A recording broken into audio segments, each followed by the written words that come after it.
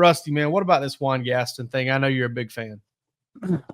Well, to be honest with you, it's been hot and cold with me and Juan as a player. I saw him as a freshman. I did his first ever game.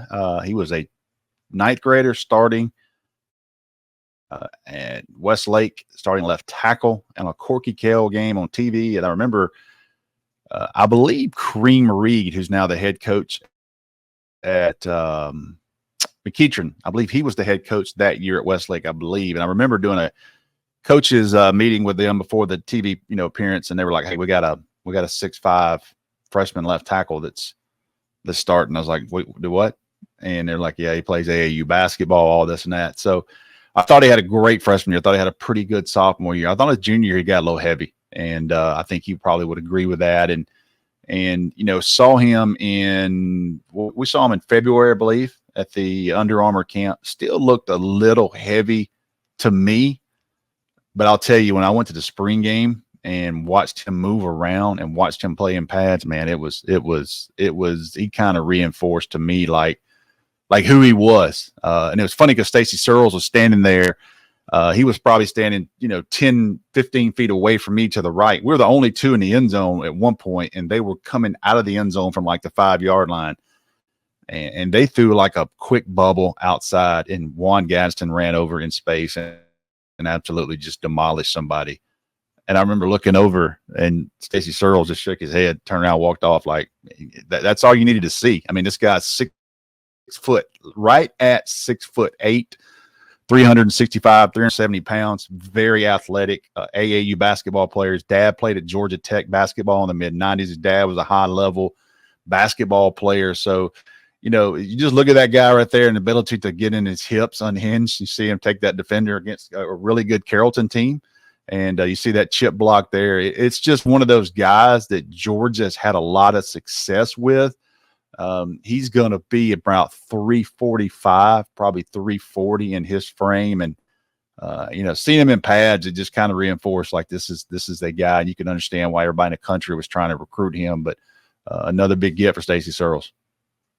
I've never had a chance to see this kid play this kind of football like this, like pads on competitive football in person. I've always seen him in camps. And to me, he's, just kind of always looked like a giant human being with good length and decent athleticism, but kind of on the, I don't know, a little bit on the lethargic side a little bit sometimes. But I mean, you do see a different player on this film right here than you do in the camp setting.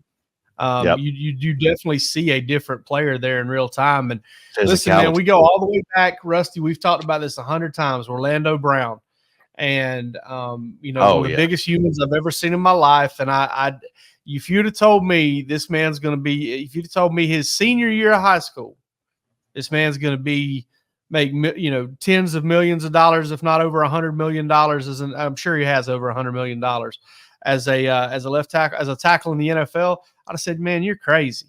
And he's a left tackle. It's a left tackle. Yeah. And these giant kids like this, they've got a place, man. I mean, a lot of folks, it becomes kind of the fad to be like, I want athletic, gritty offensive linemen. I'm sure you do. You want big ones as well. Yeah. Every chance you can get them. And like you said, Georgia has had a ton of success. And as the saying goes, mass kicks ass. That's the way people describe it. And that's the way Georgia feels about the O-line, man. I'll tell you this. Juan Gaston is 1 million times better right here than Orlando Brown Jr. was. Orlando Brown Jr. couldn't even get into a stance. I couldn't believe how bad he was when he came from Maryland down to Peach Ridge. And I remember going to see him play in the Georgia Dome the first game of the year, and it was probably the biggest offensive lineman I'd ever seen at that time. I was like, man, this dude's insane good. And, I mean, huge. And I saw him getting a stance, and I was like, oh my God, he can't bend, he can't move. And to his credit, that's a very good point. So, where he's came from, and be honest with you, he would have never ended up at Oklahoma. They missed some guys that morning. Orlando Brown was going to South Carolina State. Yep. They missed a guy late. Georgia passed on him. Tennessee passed on him. Alabama passed on him. I was told that he lasted literally 5 minutes at Alabama in camp, and he was throwing up. He couldn't even get through 10 minutes of a camp at Alabama. He was throwing up, and they were done with it that summer. So that's a very good point. And now let's say this to he is one of the best offensive linemen in the National Football League, and I think he's the Bengals now, right? So he's protecting Joe Burrow, and he got a Super Bowl ring with the Chiefs. Well, I don't think he is. I think they've got Trent. They got the kid. Trent Brown. They got Trent Brown. Yeah, so he is at Kansas City still, right? Yeah, he's still at Kansas City, I believe. Yeah. So yeah, they went and got Trent Brown and him. So when you look at that, when you look at Juan Gaston, he is light years ahead. And he's great in pads, man. I really seeing him in that spring game. It made me feel a lot better on where he could be and where he was going to go, because the physical, the feet behind him kind of. I know he knows he's a little heavy right now, but Georgia has had no issues taking weight off players, and that is one thing they have done a great job of. Nair Daniels, I'm told, is 350 pounds now. He came in over 400. Around 395. Daniel Calhoun's lost 50 pounds. Brown is with the Bengals. I need to say that. Bengals. Yeah. I didn't think that was crazy. Well, they've got some giant humans playing tackle over there with him and Trent Brown, because I know Trent Brown's one of them as well. And Marius Mims. So 3 players from Georgia, technically. 3 players from Georgia, technically. So, but yeah, you look at Juan Gaston. I think it's and here's another note that kind of broke right after, and I didn't know if it was going to break Friday night or not. The kid tweeted it. Nick Brooks, who might be the biggest offensive lineman I've seen in a while in the state of Georgia, he moved back to Iowa last year around this time, where he's originally from, with his mom. Played a year in Iowa. He is transferred. From my understanding, he will be at Grayson on Monday.